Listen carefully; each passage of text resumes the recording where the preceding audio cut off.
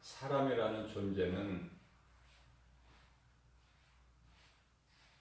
하나님 영광을 위하여 있는 거예요. 사람을 만드신 창조주 하나님께서 그 목적으로 만드신 거예요.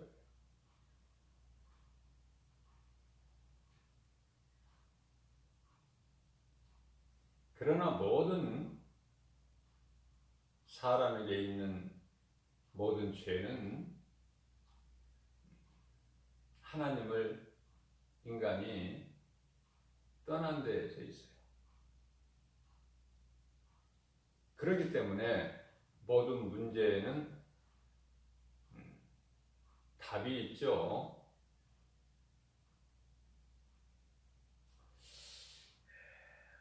문제의 원인은 본질이에요. 본질. 왜 문제가 있는가? 본질.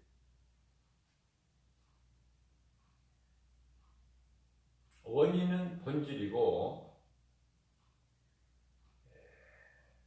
그 원인에 의해서 있게 되는 여러 가지 문제는요, 현상이죠.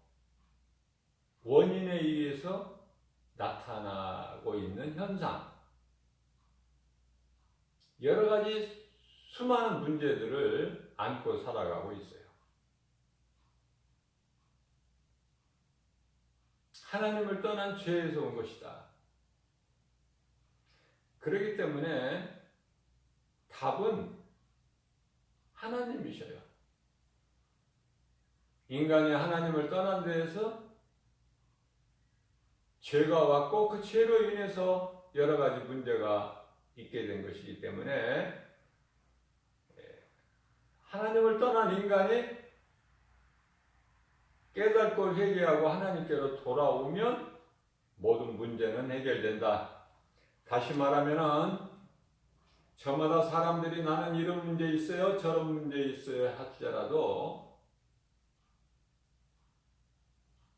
모든 문제 해결자는 예수 그리스도시다.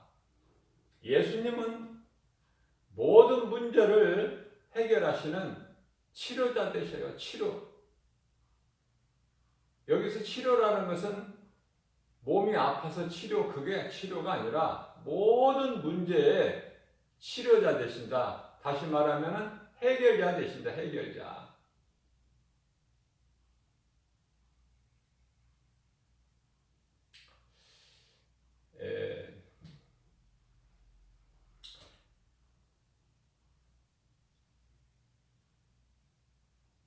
아방은 이제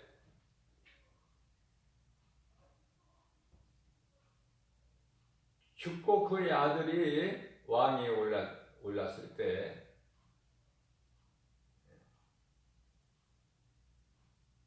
자기 난간에서 떨어져 가지고 침상에 눕게 되죠.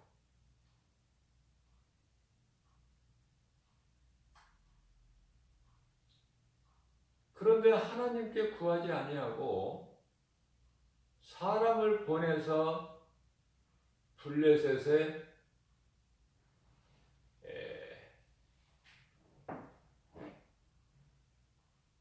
신접한 자에게 가서 물어보고 오라. 내가 언제 나올지.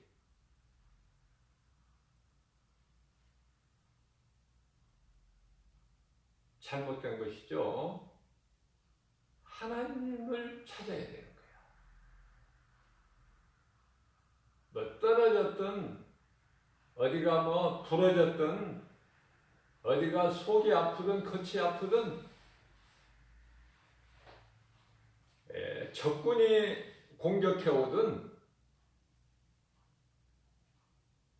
모든 문제는 가난이든 질병이든 기근이든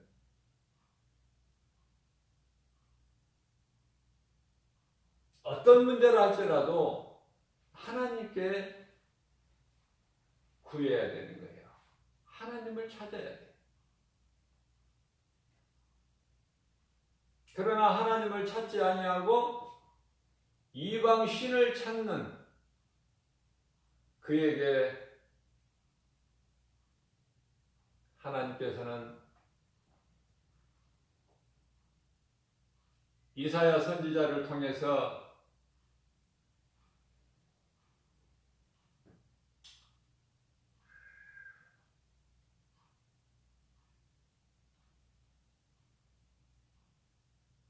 이스라엘에는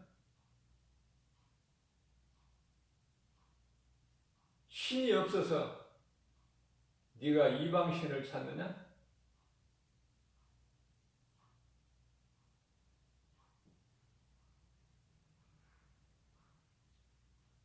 너는 하나님께서 보시기에 심히 악함으로 네가 올라간 침상에서 다시는 내려오지 못할 것이다. 그대로 죽어버리죠.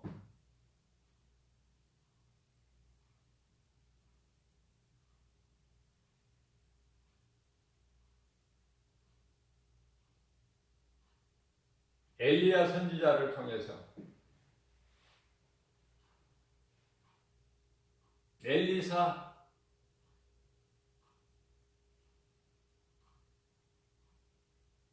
이사야 선지자 때마다 시대마다 하나님의 사람 선지자를 통해서 하나님께서는 말씀하고 계시는 거예요. 히스기야 왕도 마찬가지야.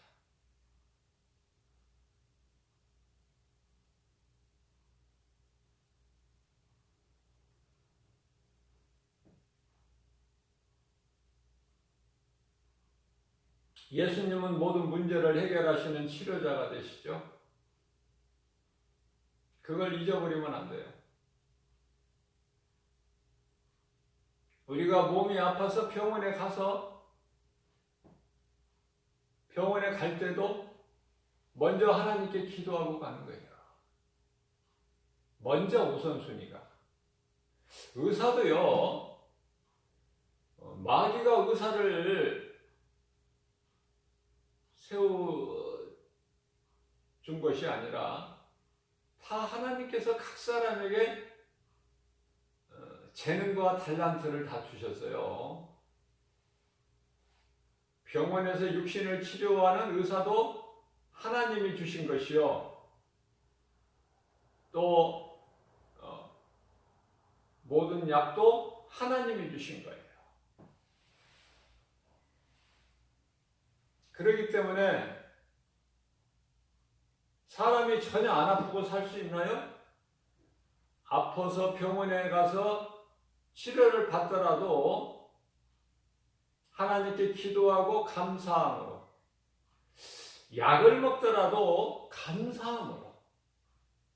약을 왜 먹습니까? 하나님 영광을 위해서.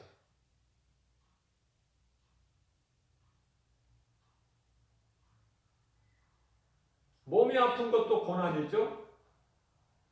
전쟁도 고난이에요. 가난도요, 엄청난 고난이죠. 가난. 이런 고난 중에 있는 자들은 기도하라 예수님께서 말씀하셨어요. 야고보서 5장 13절 말씀을 보면은 너희 중에 고난당한 자가 있느냐? 그러면은 하나님께 기도할 것이요. 또한 너희 중에 즐거워하는 자가 있느냐? 하나님을 찬송하라.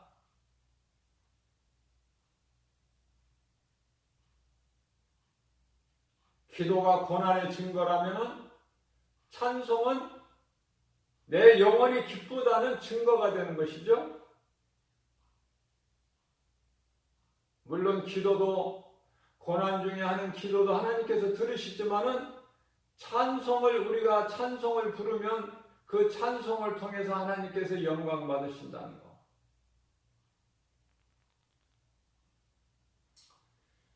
우리가 찬송을 부를 때 기쁨으로 찬송을 불러야 돼요. 내가 마음이 좀 답답하고 마음이 울적해도 찬송을 부르면은요 마음이 평안해지는 거예요. 모든 악기가 떠나기 때문에 이스라엘 초대왕 사울이 성령이 떠나기 때문에 하나님이 부리시는 악령이 들어가서 심히 머리가 아프고 고통스럽고 괴롭죠? 그러한 사울 왕에게 다윗이 찬송을 부르면 평안해지는 거예요.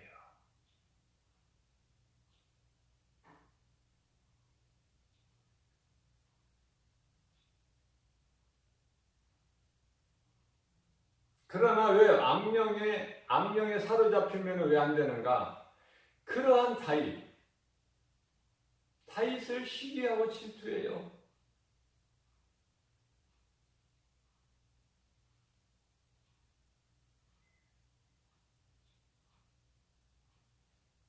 자기가 왕이면은 다윗을 자기 이인자로 높이고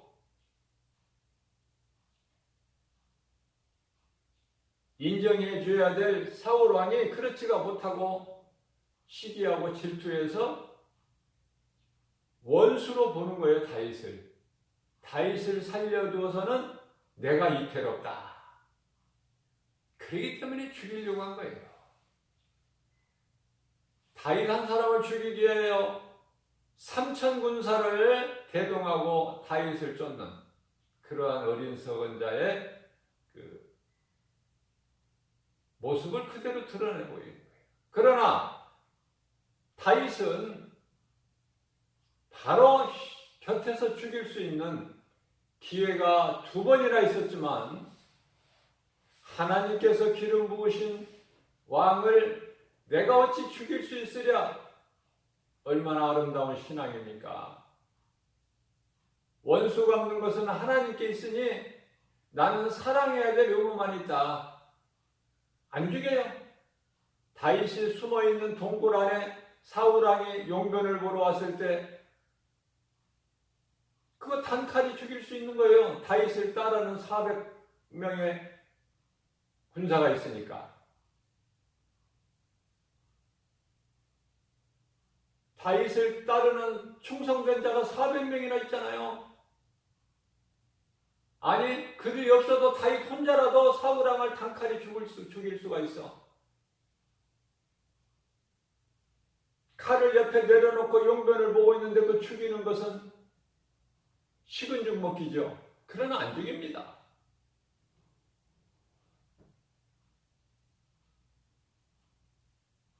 옷깃만 베어요. 또 사울 왕이 잠자고 있을 때에 사울이 가서 얼마든지 단칼에 죽일 수 있지만 안 죽여요. 부하들이 다윗을 따르는 그러한 일행들이 죽이려고 해도 손대지 못하게 해요. 하나님께서 기름 부으신 자를 내가 어찌 죽일 수 있으랴. 그것이 다윗이에요.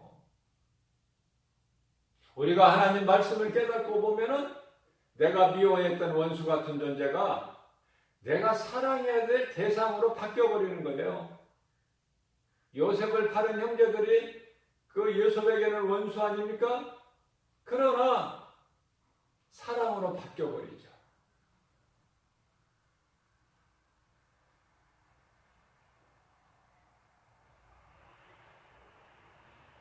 그래서 베드로전서 4장 8절에서는 너희는 서로 뜨겁게 사랑하라. 사랑은 허다한 죄를 덮느니라. 사랑보다 큰 힘은 없어요. 예수님은 십자가에 달려 죽으시기까지 우리를 사랑하셨으니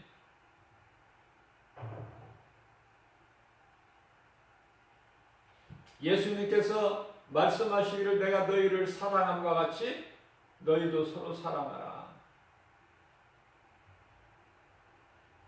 발을 씻어주시면서 하신 말씀이에요. 사랑하는 마음이 없이 어떻게 제자들의 발을 씻겨주십니까? 예수님께서. 예수님은 창조주 하나님이셔요. 어떻게 예수님께서 제자들의 발에 눈높이를 맞추십니까? 겸손이에요. 그것은 섬김이죠. 그래서 너희는 이 마음을 품으라. 빌립보서 2장 5절입니다. 예수 그리스도의 마음이니. 나귀 새끼를 타시고 예루살렘 성에 십자가에 달리시기 위해서 입성하시는 우리 예수님. 예수님은 우리의 인생길에서 모든 문제의 해결자가 되신다.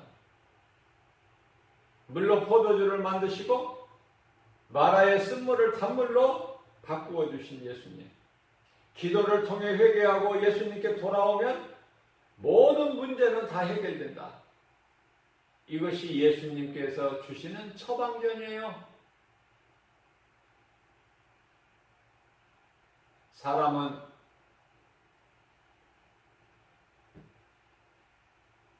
결혼할 때 정말 잘해야 돼요. 결혼은 참 중요한 것입니다.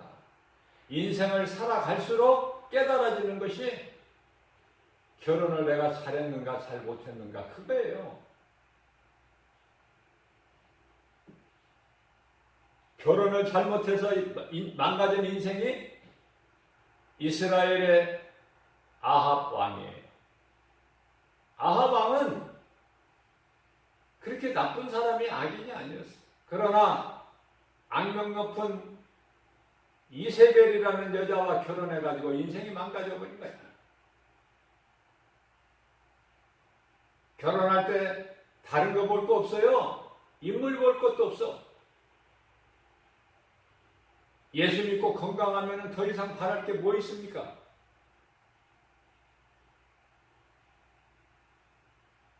그러니까 하나님 가까이 하면 말씀 중심으로 살게 되면은 내 삶의 우선순위가 하나님께로 바꿔지는 거예요. 하나님께서 좋다 하시면 좋은 것이고 하나님께서 좋지 않다고 말씀하신 것은 좋지 않은 거예요. 하나님께서 하라 하신 것은 하고 하려고 내가 힘쓰고 하나님께서 하지 말라는 건 내가 어떻게든지 멀리 하려고. 데살로니가전서 5장 22절에 악은 모양이라도 버려버려라. 죄악된 행실을 끊어버리고 하나님의 말씀은 우리를 사랑하셔서 우리를 살리는 생명의 말씀 아닙니까? 말씀을 내가 얼마만큼 순종하는가에 따라서 그 믿음의 분량이에요. 순종하지 않는 자가 하나님을 예배해봐야 아무 소용없어요.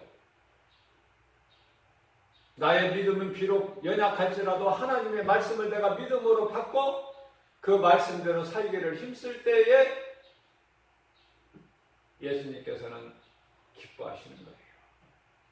내가 너를 잘 아노라. 빌립이 나다나엘을 예수님께로 인도할 때에 예수님께서는 이미 나다나엘이라는 사람을 벌써 아시고 계시는 거예요. 내가 너를 잘 아노라. 내 속에는 가증한 것이 없도다. 예수님, 내가 예수님 오늘 초면인데 어떻게 예수님이 나에 대해서 아십니까? 아, 나는 벌써 내가 노뱀나무 아래서 무화과나무 아래서 기도하고 있을 때 내가 너를 보았노라. 하나님은 우리의 모든 일거수일투족을 다 보고 계시는 거예요. 우리의 속 마음까지도 꿰뚫어 보시는 거예요. 그렇기 때문에 그러한 예수님 앞에 우리가 거짓말할 수도 없고 감출 수도 없다. 다 드러내야 돼요. 자복하는 거예요. 우리가 날마다 예수님께 구할 것은 긍휼이에요. 자랑할 것은 없거든요. 우리의 인간의 의의는 이사야서 64장 6절에서 더러운 걸레 조각에 불과한데 우리가 무엇을 예수님께 자랑할 수 있습니까? 그저 우리에게 긍휼을 베풀어 주시라고 예수님께서 베풀어 주시는 긍휼을 입는 자가 복 있는 사람이에요. 주여 연약한 나에게 믿음을 주세요. 나를 이 죄인을 불쌍히 여겨 주옵소서. 나는 죄인입니다. 하나님 앞에 우리는 죄인이죠. 그러나 마귀 앞에는 죄인이 아니에요. 마귀는 우리를 죄인이라고 참수하지 할지라도 우리는 당당하게 하나님의 말씀으로 대적해야 돼요. 전에는 내가 이 진리를 몰라서 너희의 종로로 다녔지만은 이제는 우리 주 예수 그리스도를 통해서 내 죄가 깨끗하게 됐고 나는 이제 거룩하신 하나님 아버지의 존귀한 자녀다. 그러니 내 곁에 은근슬쩍 눌려있지 말고 나와 상관이 없으니 나사리 예수의 이름으로 명하노니 내게서 즉시 떠나가라. 다시는 곁에 오지 마라. 이렇게 말씀을 선포하게 되면은 그대로 이루어지는 거예요. 그대로. 떠나기 싫어도 떠나는 거야. 왜 그렇습니까? 내가 무서워서가 아니라 내 큰 목소리가 무서워서가 아니라 하나님의 말씀의 능력이 임하기 때문에 그렇죠. 이 간다는 거 하나도 몰라서 늘 마귀에게 붙잡히고 귀신에게 잡혀서 질질 끌려다니고 날마다 실패한 인생이 되고 우울하고 떳떳하지를 못하고 늘 눈치 보고 슬슬 피해 다니고 그것이 바로 귀신이 주는 어둠의 생각이에요. 빛의 자녀가 어디 숨어 다닙니까? 눈치 봅니까?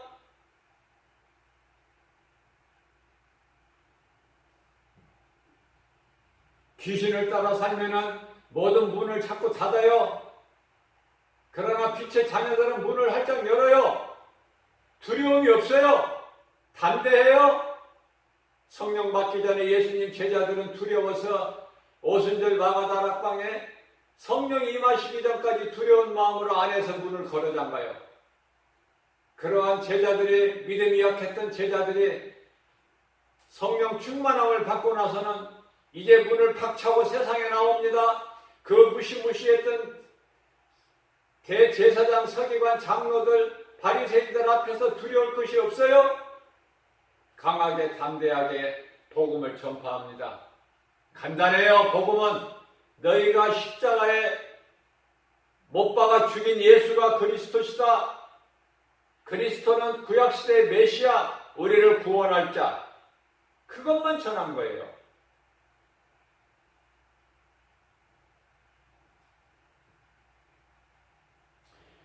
너희 중에 고난당한 자가 있느냐? 그는 기도할 것이요. 즐거워하는 자가 있느냐? 찬송할 것이다. 우리는 기쁨으로 찬송을 많이 부르는 자가 되어야 돼요. 고난 중에 기도하는 자보다 고난당하기 전에, 고난이 있기 전에 찬송 부르는 자가 되어야 되는데 왜? 찬송 부르면은 지옥이 떨려 미혹하는 어둠의 영 귀신이 한 길로 들어와서 은근슬쩍 들어왔을지라도 7길로 떠나가 버려요. 찬송을 부르게 되면은. 그러나 이 찬송의 중요성을 몰라. 찬송은 그냥 예배 드릴 때만 그냥 부르는 줄 알아. 내 삶이 찬송이 돼야 된다. 그 찬송은 하나님께서 영광 받으시는 거예요. 마귀는 7길로 떠나가고 얼마나 좋습니까? 이사야서 43장 21절에서 말씀하십니다. 이 백성은 나를 위하여 내가 지었나니 나를 찬송하게 하렵니다. 하나님을 찬송하는 자는 예수 그리스도 십자가의 피로 우리의 죄와 허물을 다 도말해 버리셔요. 이사야서 43장 25절에서 다시는 기억지 아니하시려고. 왜? 예수 피로 우리 죄와 허물을 덮어버리십니까? 죄는 없어지는 게 아니에요. 예수 피로 그냥 덮어버리시는 거예요. 왜 그렇습니까? 예수님께서 말씀하시기를 이는 나를 위하여 너희 죄를 다시는 기억지 않게 해요. 예수 피로 너희 죄를 덮어버린 것이다. 데살로니가후서 3장 16절에서 말씀하십니다. 평강의 주께서 친히 때마다 일마다 너희에게 평강을 주시고 주께서 너의 모든 사람과 함께 늘 함께 하시기를 원하신다. 원하노라 이렇게 말씀하고 있어요. 예수님은 평강을 주셔요. 내가 예수님 안에 나가면 내가 평안을 얻어요. 평안만 주실 뿐만 아니라 평강의 하나님께서 우리와 늘 함께 하시기를 원하시죠. 그러나 이 관계를 깨트리고 주님을 떠나고 싶어하는 것이 인간 아닙니까? 주 안에 있으면 부족함이 없는데도, 예수님은 늘 우리와 함께 계시기를 원하시는데도 우리가 주님을 떠나는 거잖아요. 이 모양 저 모양으로. 하나님을 떠나게 되면 그 인생은 망가지는 인생이요, 실패한 인생이요, 타락하고 망가져서 돼지가 먹는 주염열매도 먹지 못하는, 그래서 사망의 문턱에 이르러서 나는 이제 굶어 죽여 죽는구나. 내 아버지 집에는 부족함이 없이 많이 배부르게 먹는 품꾼들이 얼마나 많은가. 아버지께서 부리시는 품꾼들이. 나는 이제 깨달았으니 내가 이대로 죽을 것이 아니라 내가 벌떡 일어나서 내 아버지께로 돌아가리라. 그래서 아버지에게, 아버지, 내가 하나님과 아버지께 죄를 지었사오니 나는 이제 아버지의 아들로 감당하기 어려우니 아버지께서 부리시는 품꾼 중에 하나로만 나를 받아 주옵소서. 얼마나 아름다운 고백입니까? 그러나 하나님 되신 아버지는 물어보지도 않으셔요. 네가 어디 가서 어떻게 살았길래 이 모양 이 꼴로 돼서 왔느냐 물어보지도 않으셔요. 그대로 품으시고 하인들을 시켜서 이는 내 죽었던 아들의 살아 돌아왔느니라. 기름진 송아지를 잡고 내 아들을 목욕을 시키고 채색 옷을 입히고 손에 가락지를 끼워라. 동네 사람들에 가서 다 초청하라. 내가 잔치를 베푸리니. 이 잔치는 천국잔치예요. 하나님께서 베푸르시는 천국잔치. 누가 들어갑니까? 아버지를 모르고 떠났다가 회개하고 돌아온 작은 아들 아닙니까? 천국에 들어가는 주인공은 작은 아들이에요. 율법으로 사는 큰 아들은 천국잔치에 참여를 못해. 얼마나 어리석습니까? 이것이 율법과 은혜에서 잘 드러나고 있는 거예요. 우리가 율법으로 인생을 산다면 하나님의 은혜를 누리지를 못하면 얼마나 고통입니까? 수고입니까? 힘듭니까? 되는 것 같아도 되는 것이 없어요. 내가 예수님을 떠나서 내 인생이 성공하면 성공할수록 더 망하는 지름길이 되는 거야. 그러나 나는 아무것도 가진 것이 없는 비천한 자 같으나 세상에서 멸시천대받은 자 같으나 손가락질 받는 자 같으나 그러나 예수님께서는 내가 너를 잘 아노라. 내 안에 있는 너는 부족함이 없다.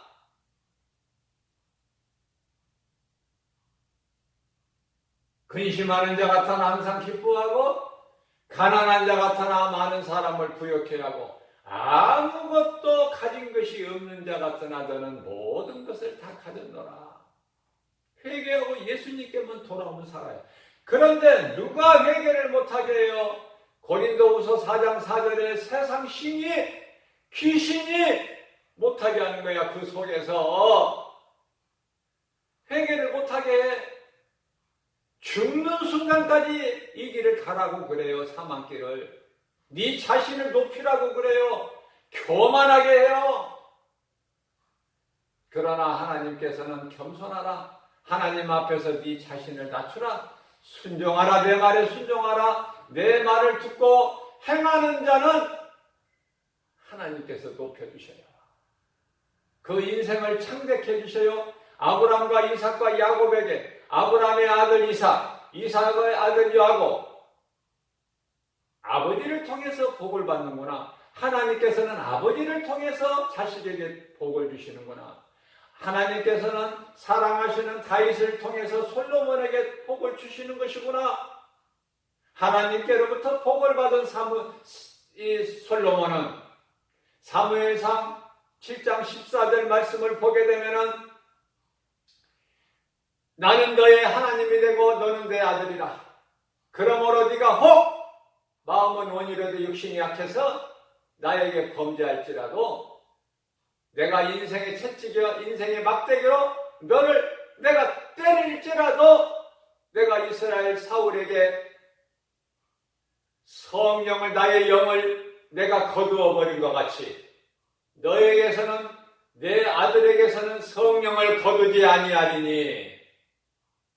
얼마나 하나님께서 우리를 사랑하시고 관심을 가지십니까? 그 복을 받은, 그래서 솔로몬보다 더 복을 받은 사람은 전에도 없고 후에도 없는 전무후무한 그런 복된 믿음의 주인공의 지혜로운 자가 솔로몬 아닙니까?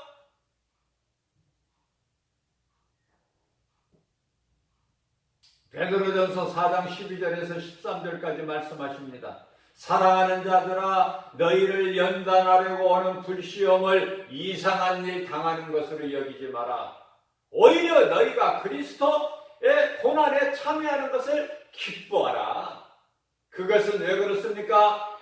주님 영광 가운데 오실 때에 그 너희로 즐거워하고 그 기쁨에 참여하게 하려 함이니라.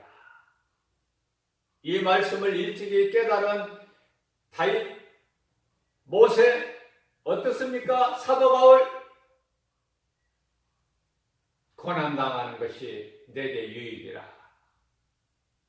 예수 그리스도 안에 있는 고난은 그리스도의 고난에 참여하는 자로서 참으로 기쁘고 즐겁고 복이 되는 거예요.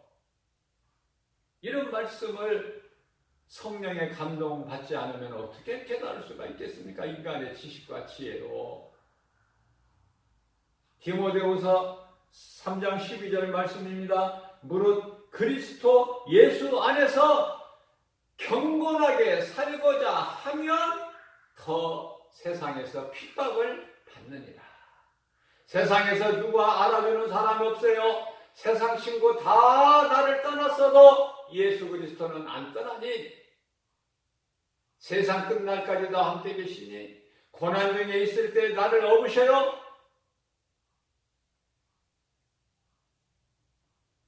나를 안고 계시는 거예요. 얼마나 우리는 행복자입니까?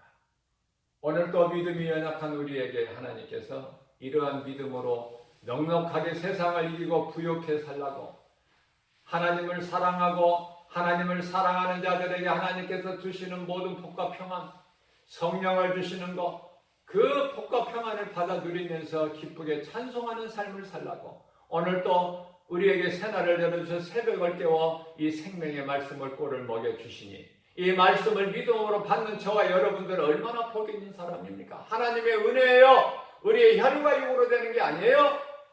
하나님 감사합니다. 오늘도 감사하면서 기쁘게 살아가는 우리들의 삶 속에서 놀라운 기적이 일어나고 치료가 임하고 문제가 해결되는 좋은 일, 기쁜 소식이 넘쳐날 줄로 믿습니다.